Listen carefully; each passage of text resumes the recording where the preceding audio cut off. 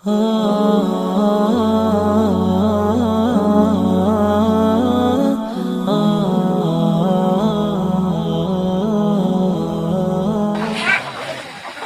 pertama yang Allah sebutkan, khauf, takut kepada Allah sebagai pusatnya keputusan. Jadi semua keputusan di alam semesta bergantung kepada Allah Rabbul Alamin. Ayat innal ladzina hum min khasyati rabbihim musyfiqun. Mereka memiliki rasa takut yang lembut, bukan ketakutan yang membuat putus asa. Rasa takut yang lembut, bukan ketakutan yang membuat putus asa. Disebabkan mengenalnya mereka kepada Allah, bahwasanya hanya Allah yang mampu untuk menyiksa dan mengampuni hamba-hambanya. Dalam akhir zaman, rasa takut ini menjadi kompas, karena fitnah membuat banyak orang itu terombang-ambing. Sedangkan kekuatan nafsu dan duniawi meningkat. Informasi menyesatkan juga telah memadati kehidupan di ujung akhir zaman. Sehingga yang selamat adalah mereka yang hati kecilnya selalu berkata, apakah Allah ridho? Hati kecilnya selalu berkata, apakah Allah ridho?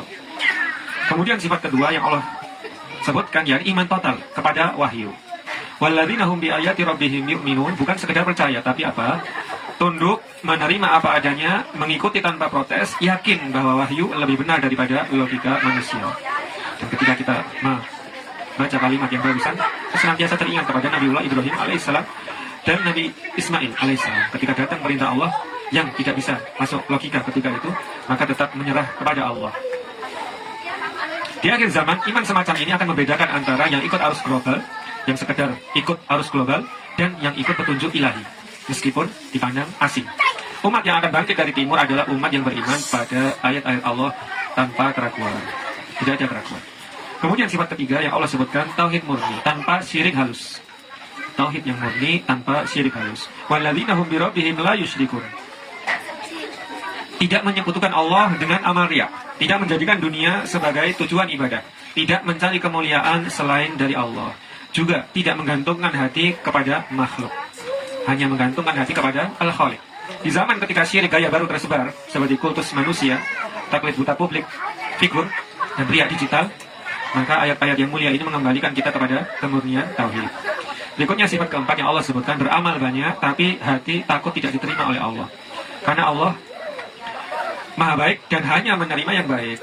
Walladzina yu'tuna ma ataw wa qulubuhum wajilah. Mereka memberi dan beramal, tapi hati mereka gemetar karena merasa belum pantas. Mereka merasa takut kalau amalnya tidak murni hanya kepada Allah, sehingga tidak diterima oleh Allah.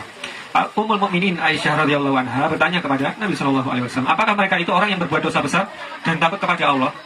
Rasulullah sallallahu alaihi wasallam menjawab, tidak wahai Aisyah, mereka itu adalah orang-orang yang berpuasa, sholat dan bersedekah, tapi mereka khawatir amal mereka tidak diterima. Begitu. Bukannya banyak berbuat dosa, kemudian takutnya karena hal tersebut, tidak.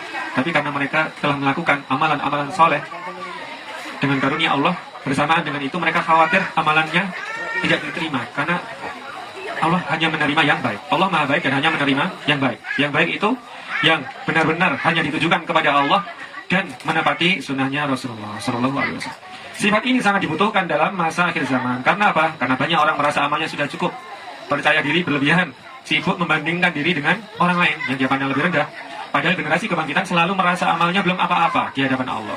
Selalu merasa amalnya belum apa-apa di hadapan Allah. Bahkan dia bisa berbuat amalan yang baik. Karena apa? Karena diberi pertolongan oleh Allah. Puncaknya ayat ini bahwa mereka menjadi pasukan pelari terdepan dalam perlombaan kembali kepada Allah. Allah menutup ayat ini dengan ulaika yusari'una bil khairat wa hum laha sabiqun. Yang maknanya mereka tidak menunggu komando, tidak menunda-nunda kebaikan, tidak sibuk mencari alasan. Mereka yang paling dulu bangkit, bergerak dan menghidupkan agama Allah. Di masa ini bahkan tidak menunggu Al-Mahdinya bergerak. Begitu. Kelompok seperti inilah yang dalam riwayat disebut sebagai Taifah Mansurah, kelompok yang ditolong oleh Allah, kelompok yang mengawali bangkitnya Islam dari timur, barisan yang mendukung pemimpin kebenaran di akhir zaman. Maka ayat ini menggambarkan mentalitas pasukan awal tersebut. Surah Al-Mu'minun ayat 57 hingga 61 ini adalah deskripsi Qur'ani tentang generasi yang Allah pilih. Generasi yang akan selamat dari fitnah akhir zaman, menjadi penopang kebangkitan Islam dari timur, dan diberi kemampuan menjadi yang paling dahulu dalam kebaikan. Ini semuanya dengan karunia dari Allah.